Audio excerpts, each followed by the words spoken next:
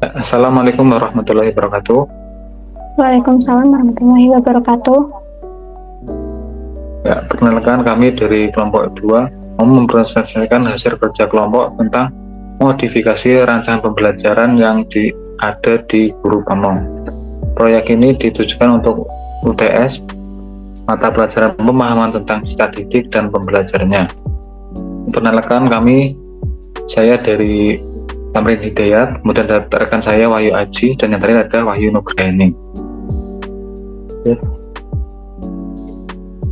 Untuk model modifikasi rancangan pembelajaran yang akan kami modifikasi itu tentang pada mata pelajaran informatika materi search engine pada kelas 10.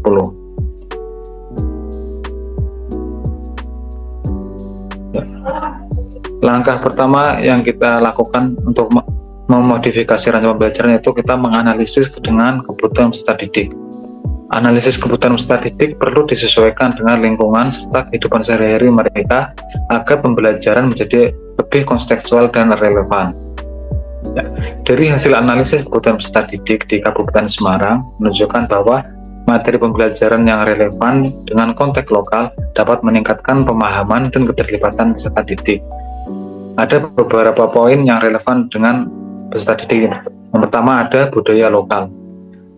Dengan mengintegrasikan materi pembelajaran dengan budaya khas Semarang seperti sejarah kota lama, tradisi hidup deran, dan beberapa dari kesenian yang ada di Semarang seperti adanya batik, makanan khas, dan lain sebagainya. Kemudian yang kedua ada konteks kehidupan sehari-hari. Pembelajaran yang menghubungkan materi dengan kehidupan sehari-hari seperti cara memanfaatkan teknologi untuk mencari informasi tentang tempat wisata lokal, peluang UMKM, atau pengelolaan hasil pertanian. Hal ini menjadi lebih aplikatif dan bermakna. Kemudian yang kedua, penyesuaian materi. Penyesuaian materi untuk peserta didik dilakukan agar sesuai dengan tujuan pembelajaran yang telah dirancang.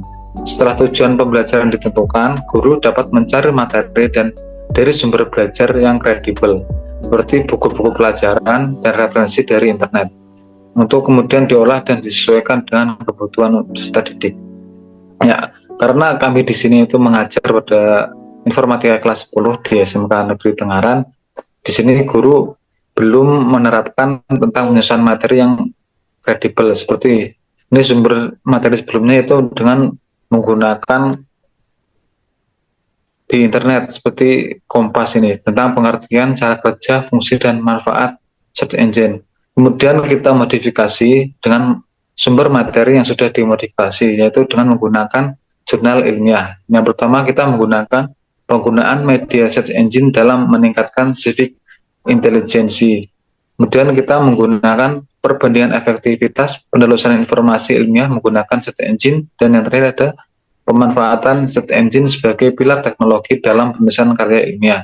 Jadi sebelumnya materi yang ada di modul yang dibuat oleh Guru Pamong itu belum kredibel. Kemudian kita modifikasi lagi menjadi dengan sumber pembelajaran atau sumber materi yang sudah kredibel. Ya, lanjut. Kemudian pemilihan media pembelajaran. Ya, akan dilanjutkan oleh Mbak Wahyu Nugraini. Baik, untuk langkah selanjutnya dalam modifikasi rancangan pembelajaran yaitu pemilihan media pembelajaran. Nah, media pembelajaran untuk peserta didik dirancang dengan pendekatan yang kreatif dan adaptif untuk memenuhi kebutuhan belajar mereka. Media ini tidak hanya menarik secara visual, tetapi juga harus interaktif dan relevan dengan materi yang diajarkan. Contoh media pembelajaran yang kredibel itu ada keywords official dari link YouTube berikut, lalu ada Microsoft AI Skill. Oke, selanjutnya yaitu tujuan pembelajaran. Pada rancangan pembelajaran Guru Pamong sebelumnya itu yang pertama melakukan pelacakan menggunakan search engine untuk melakukan homepage. Yang kedua, mampu memanfaatkan sebagai aplikasi secara bersamaan dan optimal untuk komunikasi, mampu menggunakan fitur lanjutan, aplikasi perkantoran, pengolahan kata, angka, dan presentasi. Lalu kita ubah menjadi format yang sesuai ABCD.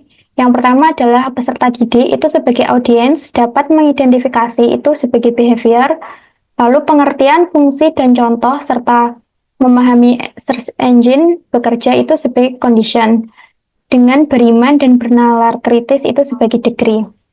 Nah, di sini bisa kita lihat di condition itu menggunakan C2.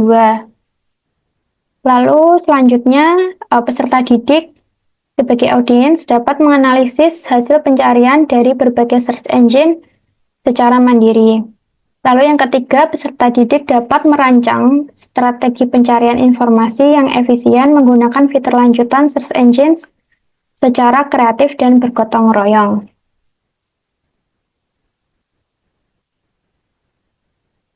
Jadi untuk tujuan pembelajaran sebelumnya itu belum menambahkan profil pelajar Pancasila, sehingga untuk modifikasinya kita tambahin sesuai ABCD itu ada profil pelajar Pancasila. Lalu yang selanjutnya adalah menambahkan indikator pembelajaran. Nah, indikator pembelajaran itu yang pertama mengidentifikasi pengertian, fungsi, dan contoh search engine, serta menjelaskan bagaimana search engine bekerja dengan menunjukkan sikap beriman dan bernalar kritis. Lalu yang kedua, menganalisis hasil pencarian dari berbagai search engine untuk mengevaluasi akurasi dan relevansi informasi secara mandiri.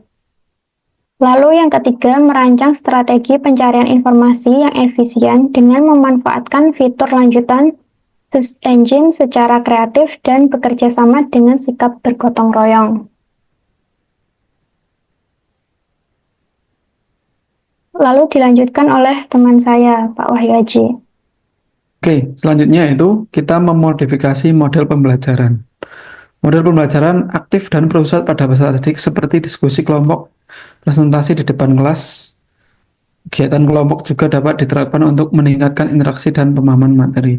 Jadi model pembelajaran yang digunakan guru pamong di sini tidak terlalu jelas. Maka dari itu kita mengubah model pembelajaran dengan menggunakan strategi pembelajaran PBL.